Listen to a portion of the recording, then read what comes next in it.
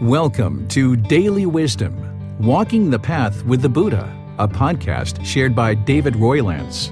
This podcast is dedicated to guiding you to completely eliminate the discontent mind and the suffering it causes by attaining enlightenment.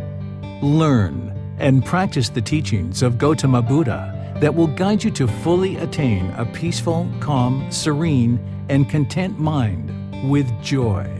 To support this podcast, visit patreon.com/support Buddha or visit buddhadailywisdom.com, where you will discover a full range of courses, retreats, and online learning resources to assist you on the path to enlightenment.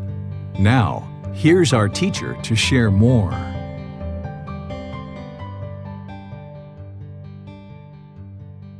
Sawadee Kap. Hello and welcome to Daily Wisdom, Walking the Path with the Buddha. Today is our group learning program, and we're in part 3 of a 4-part series where I'm helping students to build up their loving kindness meditation.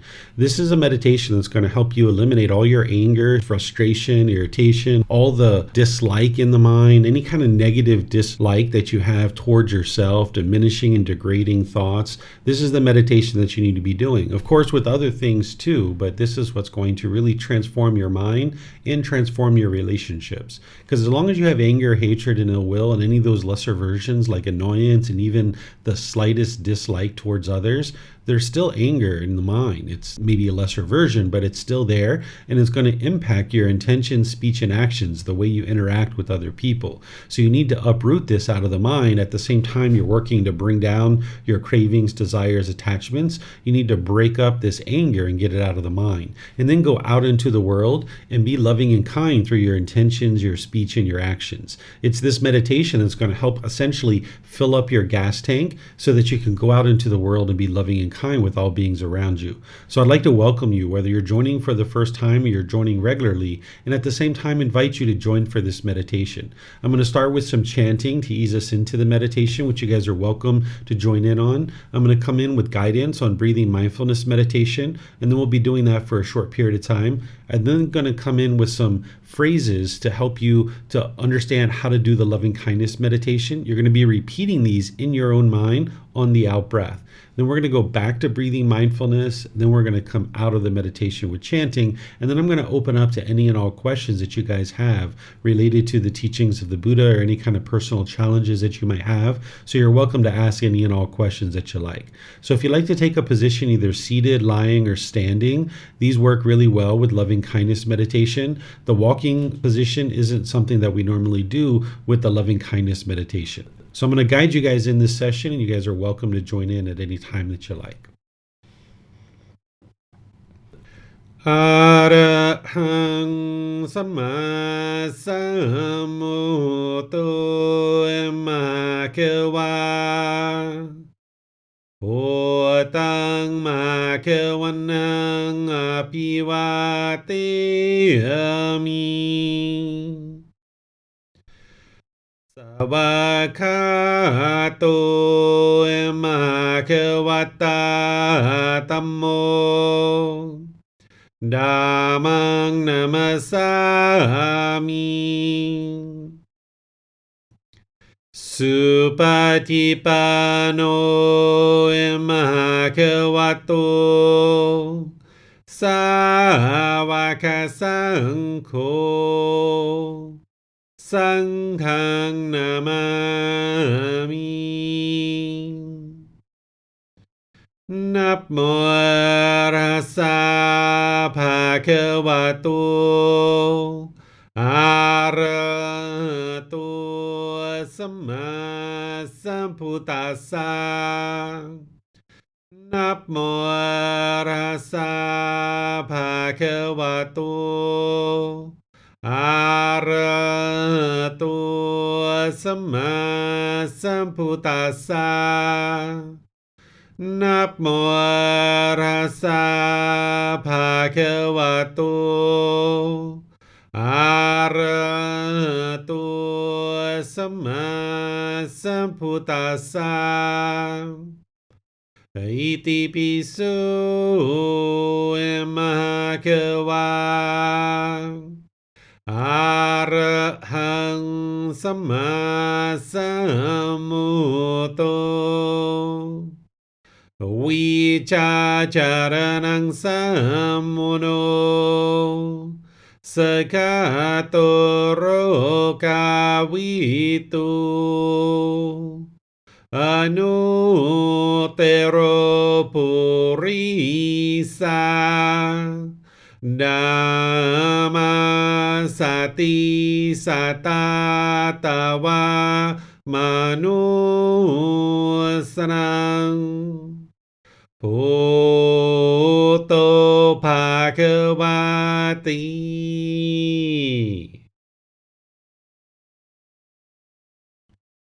Okay, with the lower body and hands and arms comfortable, and the upper body erect. Just close the eyes and start breathing in through the nose and out through the nose. Here you're just looking to establish the breath, a nice, natural, steady, consistent breath. Not forced or controlled, just a gradual inhale through the nose, experiencing the full breath. And then whenever you're ready, exhale out through the nose. Breathing in and out. Breathing in and out.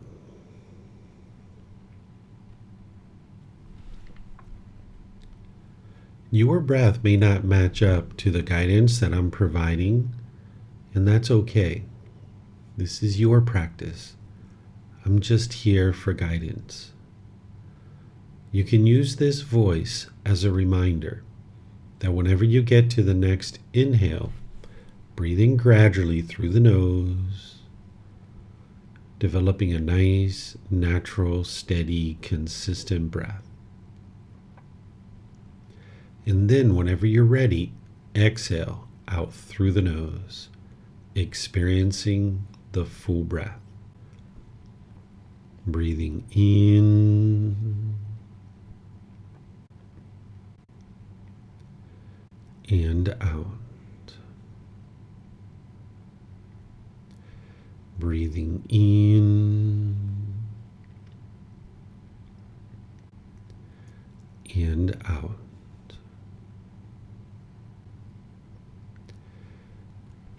With the breath well established, start focusing the mind on the breath, either the sound of the breath coming into the nose or the sensation of air moving over the skin into the nose.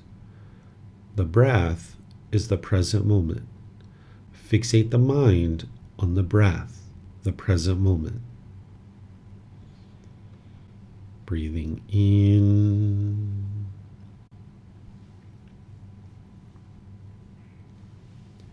and out. Breathing in and out. With the mind fixated on the breath, whenever you notice that it moves off the breath, cut that off, let it go, and come back to the breath, the present moment. No need to observe the thought, label it, judge it, analyze it, or even try to figure out where it's coming from. Whenever you notice that the mind is moved off the breath, cut that off, let it go, and come back to the breath, the present moment. Breathing in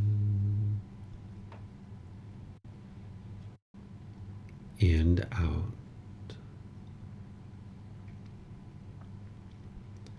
Breathing in and out.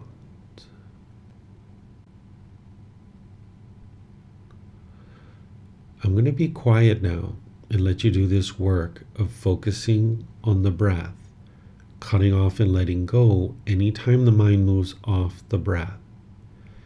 Then I'll be back with more guidance on loving kindness meditation. You have nowhere to go. There's nothing to do. No one needs you right now. This is your time to focus on the breath. Breathing in and out.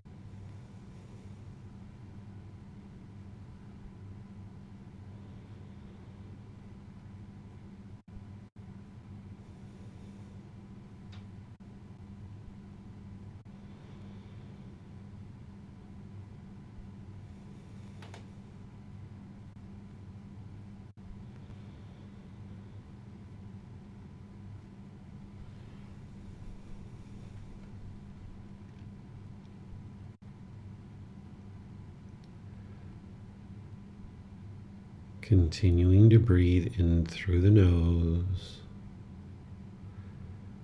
and out through the nose.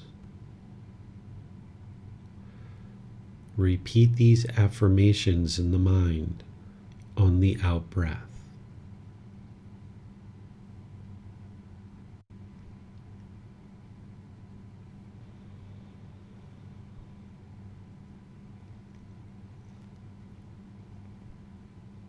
May I be peaceful.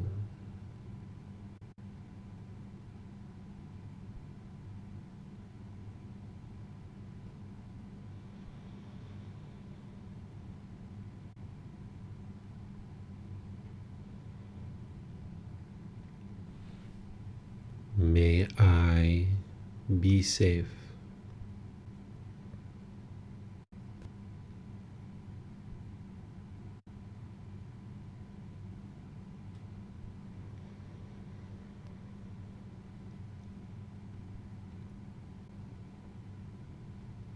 May I be well.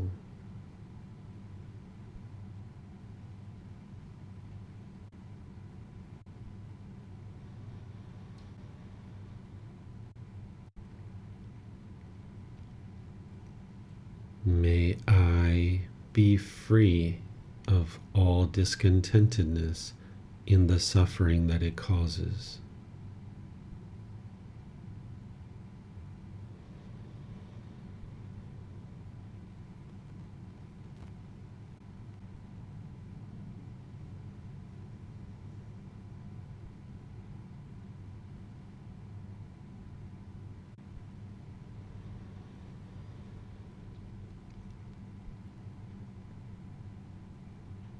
May Mom and Dad be peaceful.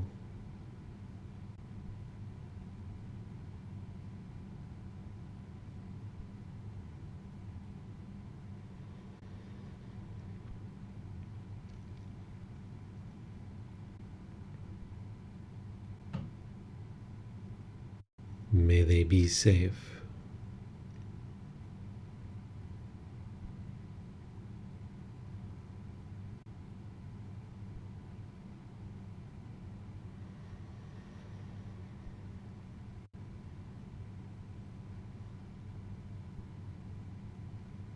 May they be well.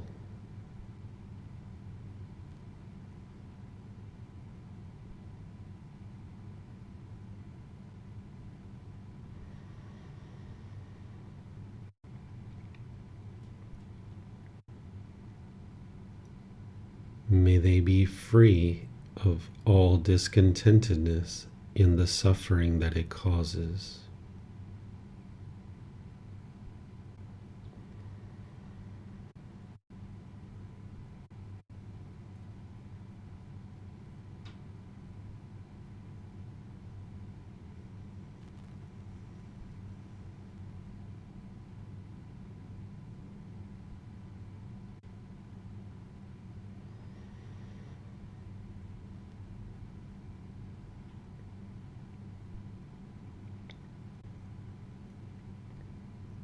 May my family, friends, co-workers, and neighbors all be peaceful.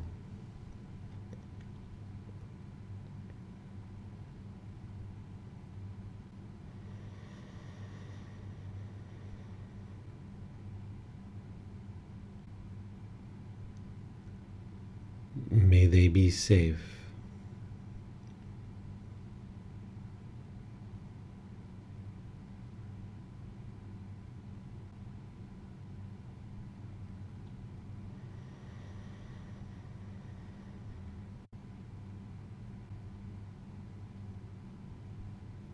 May they be well.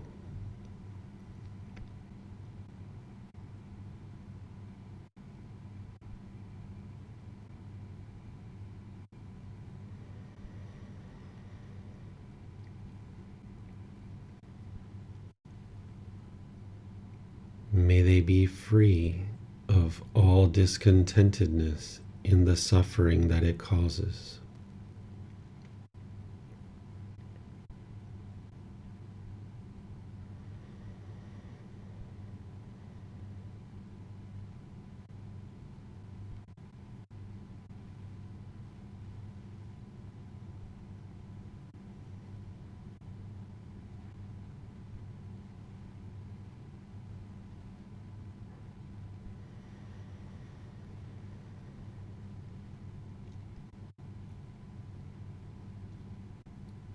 May all those who have caused me harm be peaceful.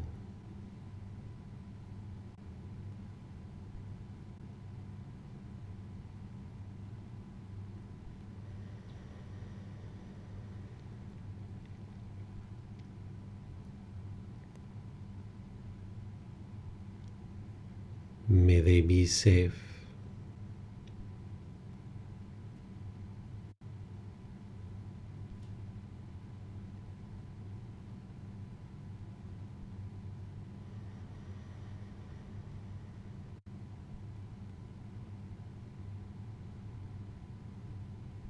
May they be well.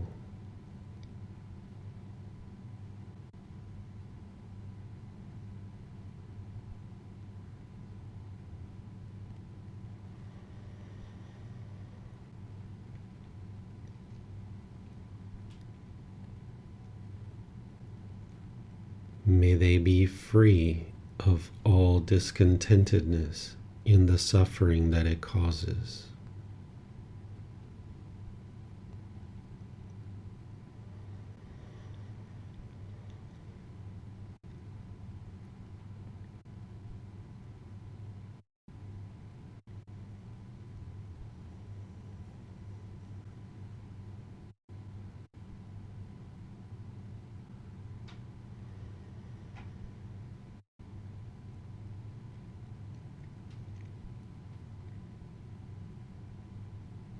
May all those who I have harmed be peaceful.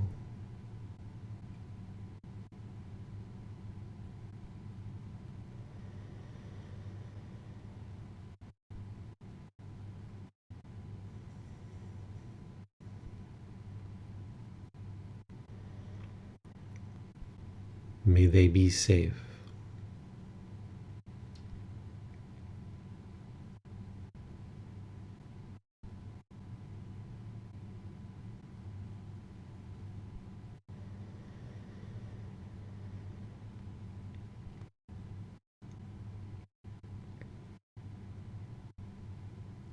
May they be well.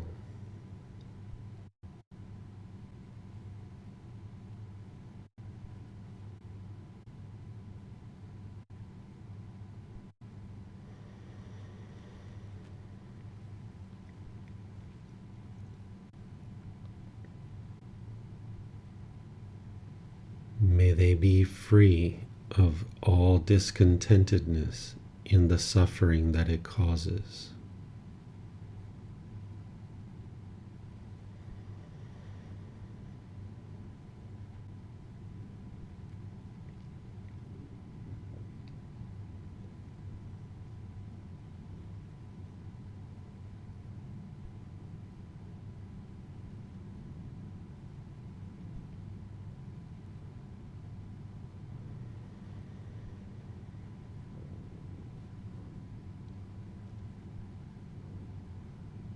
May all beings, wherever they reside, be peaceful.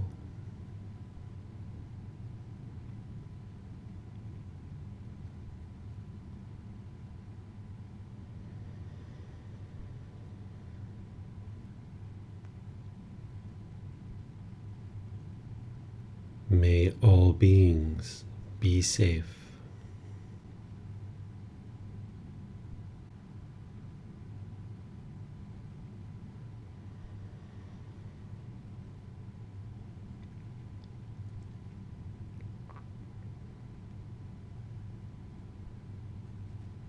May all beings be well.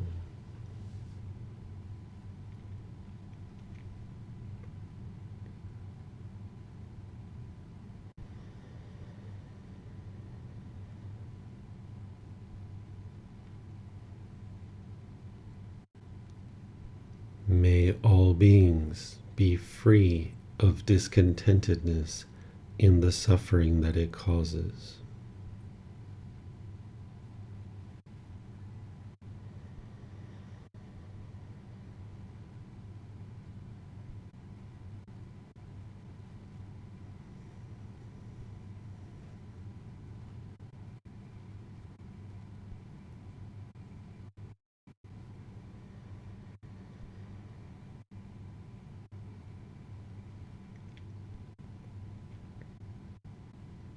Now return back to breathing mindfulness meditation, focusing on the breath, cutting off and letting go anytime the mind moves off the breath.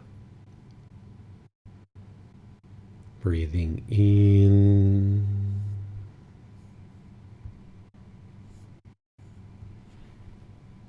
and out.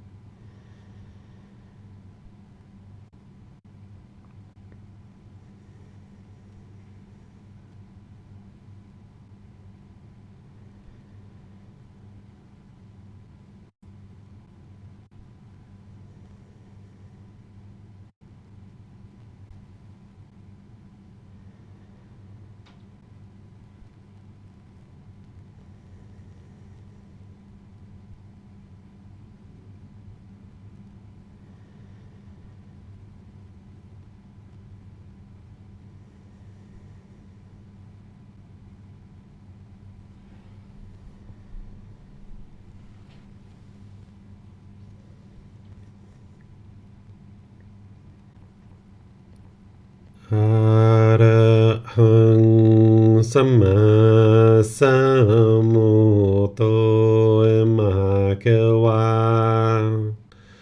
พุทธังภาควันหังอภิวาเทมิ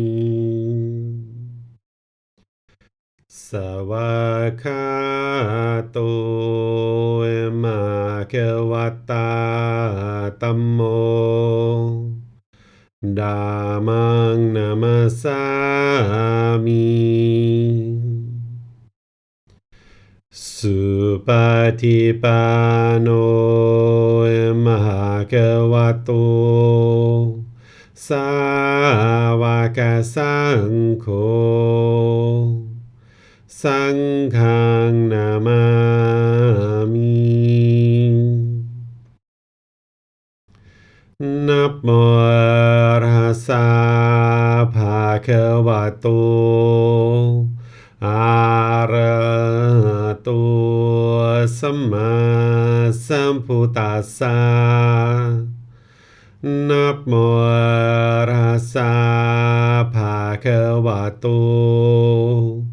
อะระหะโตสัมมาสัมพุทธัสสะนะโมตัสสะภะคะวะโตอะระหะโตสัมมาสัมพุทธัสสะอิติปิโสมหะเกวาอะระหังสัมมาสัมพุทโธวิชาจารนังสัมโมโนสกขาโตโรกาวิตุอนุเตโรปุริสาธัมมาสติสัตตาตวามนุสรังปุตโตภะคะวะติ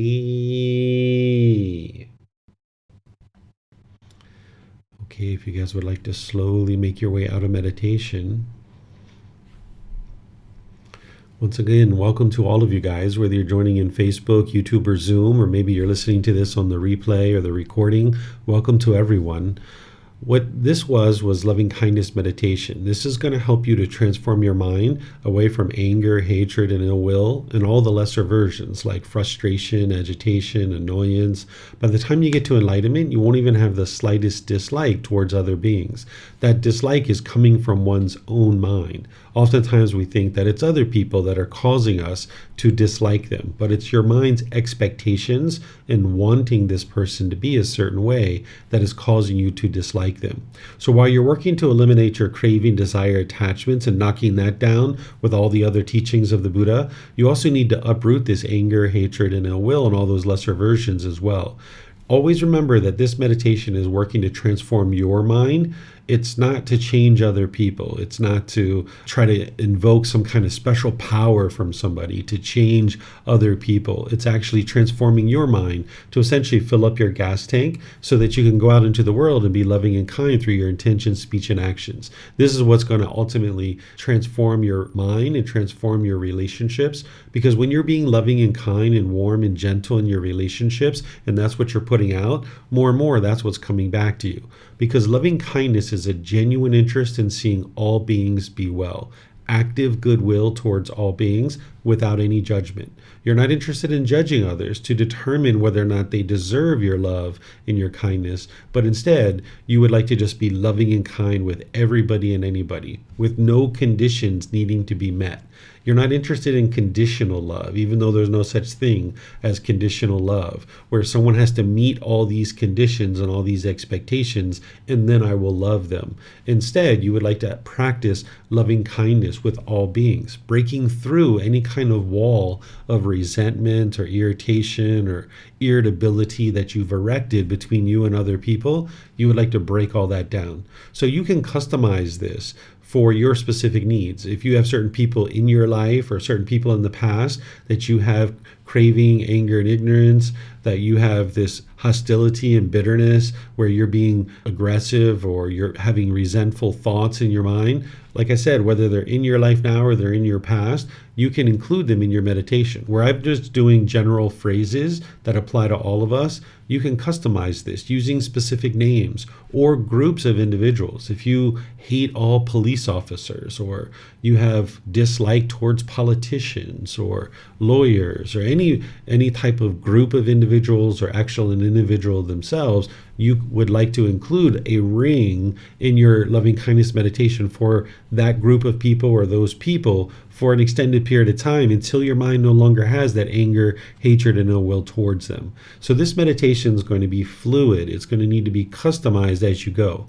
When I first started this, I did a lot of rings for myself and my mom because I had a lot of negative self-talk within my own mind, and I had a lot of resentment towards my mom growing up. So for probably the first 6 months, it was just her and I in there and all beings. But then over time, you can move people in and out of your meditations in order to get to the point where your mind has love and kindness for all beings.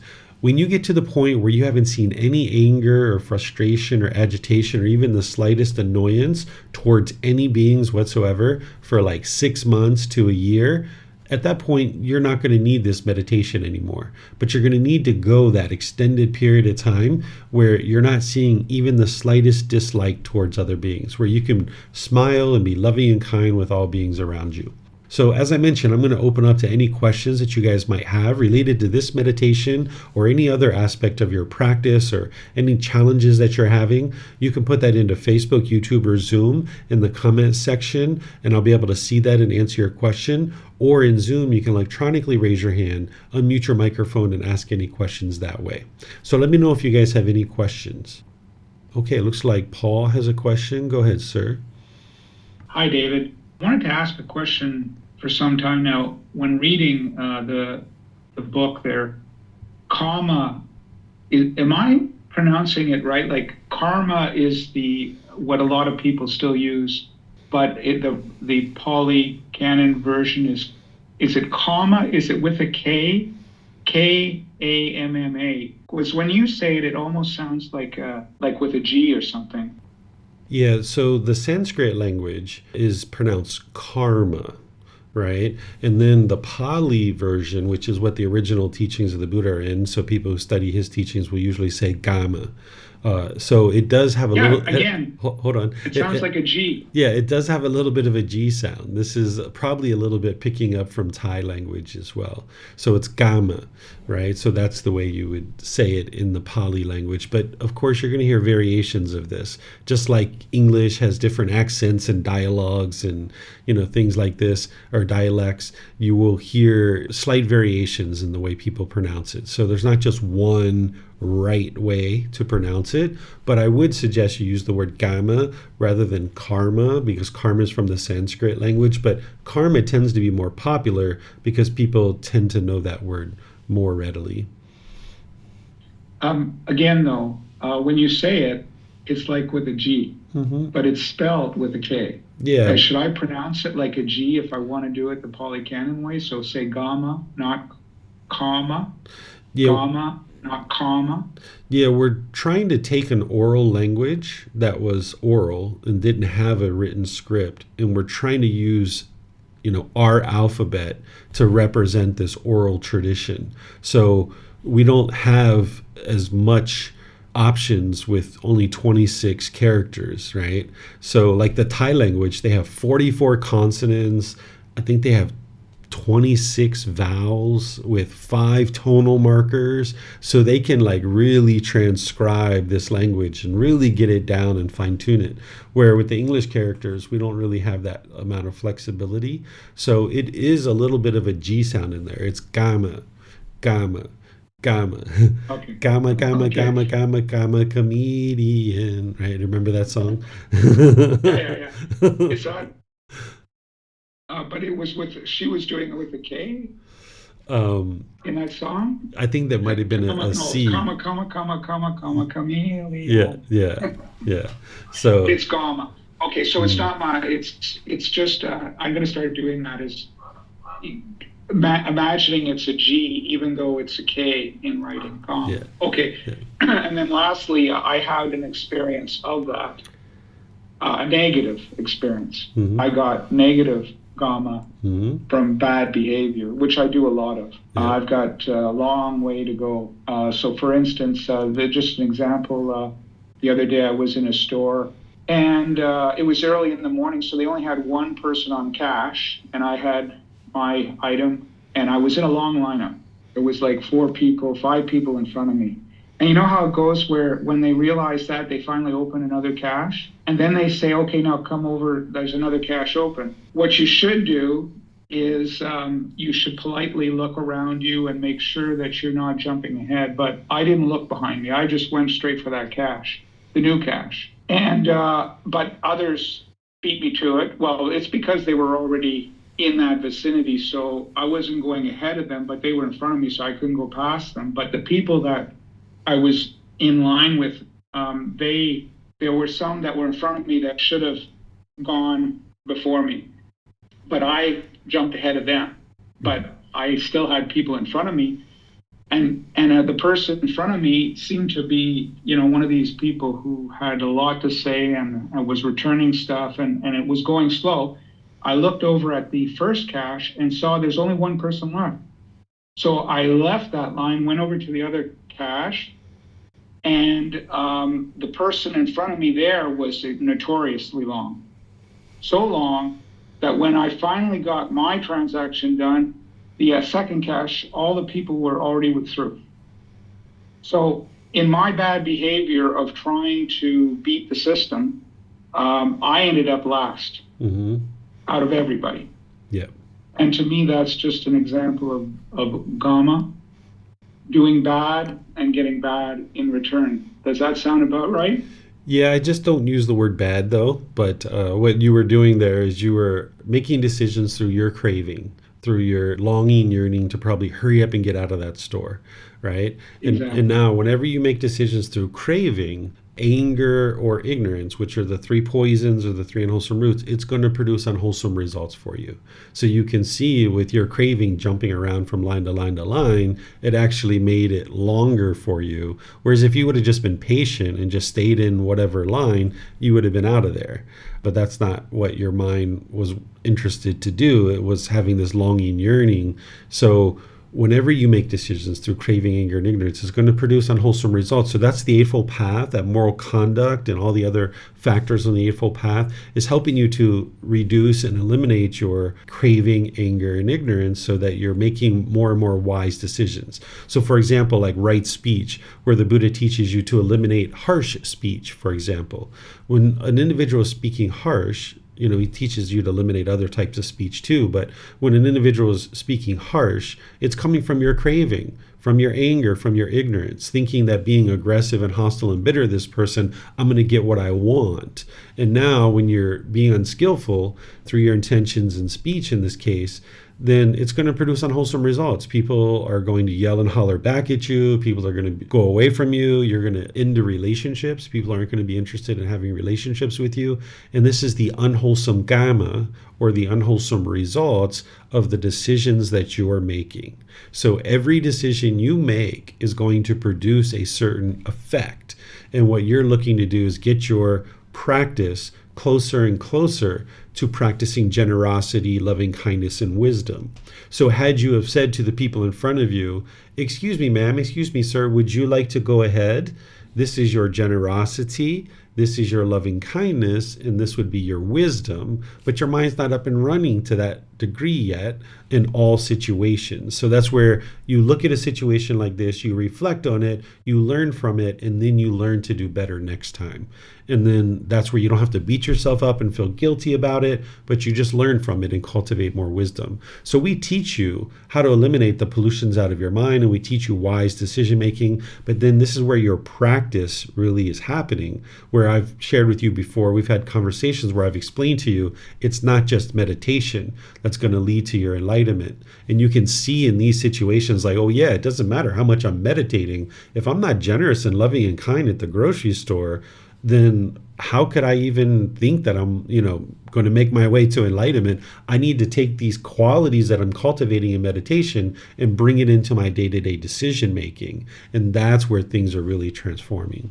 Yeah, and that's the thing. When I'm thinking of generosity, I'm thinking, more traditional, or going out and helping people or giving them money or stuff like that. But this was just, being in the store and Mm-hmm. doing the right things. And I left the store, and I was annoyed. Mm-hmm. And then it took a few moments after being annoyed that I realized what happened. Mm-hmm. And I felt like at least I recognized it. Mm-hmm. Like that's how much Mm-hmm. I've evolved.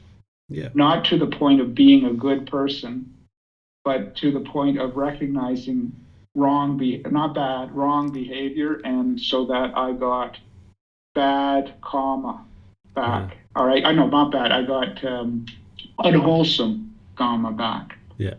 Yeah. Okay. I would get away from that good, bad, right, wrong thing, because that sounds like black and white and there's only one right answer. Instead, think about, I didn't make wise decisions here. I made some unwise decisions.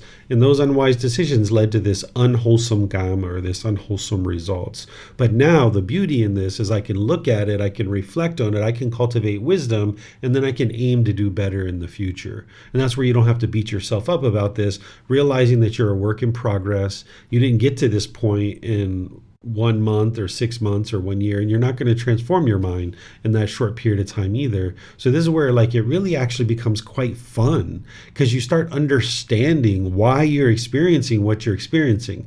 Instead of blaming other people and being mad at the world, you can look at it and be like, whoa, I see exactly why this happened. This is the natural laws.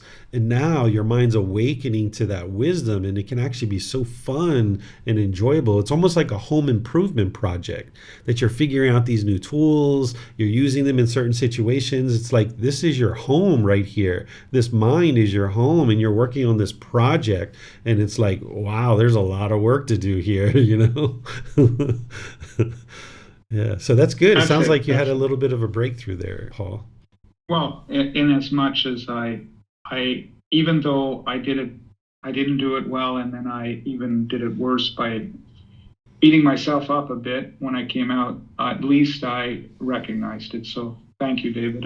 That's Yeah. what I just wanted to share. That's the name of the game, is looking at it, cultivating wisdom, and improving each day. Right? That's the name of the game. And by you being able to do that, you're in a better place today than you were yesterday, so to speak, right? Because in the past, we might have just plowed through that, blamed everybody else for what you were experiencing, and then never been able to cultivate the wisdom to do things differently in the future. Where now you at least have the wisdom to see, that was unwise. I should do that better next time. And that's a benefit. That's success. So that's why you don't have to think about it as a failure, or you were bad, or you were wrong. No, there was a lot of success there, and focus on that. And that's what's going to motivate your practice and give you enthusiasm to keep growing as an individual, rather than thinking in a guilty or shameful way. Okay, then. Thank you, David. Yeah, you're welcome. I'm going to go to Ted and or Kristen. Hi, David. Good evening. A couple of things that come to mind, and it's funny that Paul mentioned that. I know I've asked Christian at least a handful of times. Is he saying comma with a G or a K? And I've just surrendered to saying it the way it comes out, trying to aim toward the way we say it here. Maybe it's KGAMMA, but anyway, I just an observation. The correlation between I've been in a 12-step program for a long time, and we tend to, one of the suggestions is to pray for someone that is irritating me, or I don't think is going down the right road, or politicians you had mentioned, and that's like the top of my list. And you had mentioned to incorporate that in the loving kindness meditation, specific people or situations or institutions which really trouble me. So I love that, and it's just another parallel that I'm already trying to live. And the examples that Paul were given me, I love the fact that a lesson is learned like I do something unwholesome, that the lesson is immediately following, as opposed to doing something. The first thing that came to mind was driving like an idiot to pass someone going slow in the fast lane, and then we get to the light and we both end up at the light just the same speed. So I'm in a hurry to get around them, but then we're at the light again, together. And it reminds me of, okay, maybe I should take it a little easy and drive normal. So that lesson is learned. But if I do something today and my karma comes back, a month later from this situation, it's hard for me to put two and two together. But as I'm speaking, I'm answering my own question in my head, is just to always aim one day at a time toward being more wholesome in my actions and trying to live the Eightfold Path, especially the moral conduct. Yeah, this is where I share that the natural law of karma is the most unbiased teacher you will ever find, because it's going to show you every single moment where you're making wise decisions and where you're making unwise decisions. So one of the best things you can do is, like, whenever anything unwholesome is coming back to you, is look at it and be like, oh my goodness, this appears to be unwholesome karma. Let me look at this. What were the decisions that I made that led to this? And let's just say you get that notice 3 years later in the mail from the government saying, hey, you owe us $3,000. Well, what did I do? Oh, I rushed through my taxes. I didn't look at them thoroughly. I didn't hire a professional to look at them closely. And I did kind of lie because I was really tight on money back then and I really wanted to keep it for myself. I made these decisions that led to this penalty and interest and this thing that I'm getting in the mail. So even though it's like 3 years later, you can look at it in retrospect and say, what were the decisions I made that led to this? But you can also do this with wholesome things too. When you're experiencing something wholesome, you can be like, what decisions did I make that led to this situation? Because you'd like to make more decisions like that, right? And that's where like I used to do this sometimes daily, at the very least every week, where I would look at my life kind of in retrospect, and I would look over the day or I look over the week and I'd be like, what did I do well? Right? And I'd like kind of walk through all of those things like, I would like to make more of those types of decisions. Well, what did I not do well? And then I would look at those decisions and I would really catalog it in my mind and really aim to do better. And this is where you can cultivate a lot of wisdom, because your teacher can teach you a certain amount of things, but we're not in your day-to-day life with you. So that's where you need to be your own independent practitioner to be able to see these kinds of things. So if you guys are cultivating wisdom in these situations, that's what you would like to be doing. And that's going to really help you in tremendous ways. Okay. So I don't see any other questions anywhere. So maybe what I'll do then is just end class here by thanking all of you guys. Thank you for your questions. Thank you for your interest to learn. Thank you for coming to class to meditate. As you guys need help, you're always welcome to ask questions in class. You can post in our Facebook group. You can send me private messages, and you can schedule personal guidance from our website where we can sit down and talk in Zoom one-on-one, or if we're in the same town, we can talk face-to-face. So thank you guys for your dedication and your diligence to learning. Next Wednesday, I'm going to be in part 4 of our loving kindness meditation, and then that's where we'll kind of wrap this up. And then after that, we're going to go into a 4-part series on Buddhist chanting, so you guys can learn the Buddhist chanting. This Sunday in the group learning program, I'm going to be teaching chapter 3 of our book, Developing a Life Practice, The Path That Leads to Enlightenment. This chapter is titled Enlightenment. What is Enlightenment? This is where I'm going to teach you all the ins and outs of what enlightenment is, so that way you'll understand it and be be able to more readily navigate your way to it. If you didn't understand what enlightenment was or is, you wouldn't be able to navigate your way to it. So this is a chapter right up front at the beginning of the book to help students to understand what it is. So again, thank you all for joining, and perhaps I'll see you guys in one of these future classes. Be well and take care. Sawadee Kap. Thank you for listening to this podcast. To provide support for this podcast, visit patreon.com/support Buddha. To access more teachings, visit buddhadailywisdom.com. There, you will discover a full range of courses, retreats, and online resources to assist you on the path to enlightenment. Remember to establish a daily, consistent meditation practice, along with learning and practicing these teachings. A well-developed meditation practice is the foundation in which to train the mind to attain enlightenment.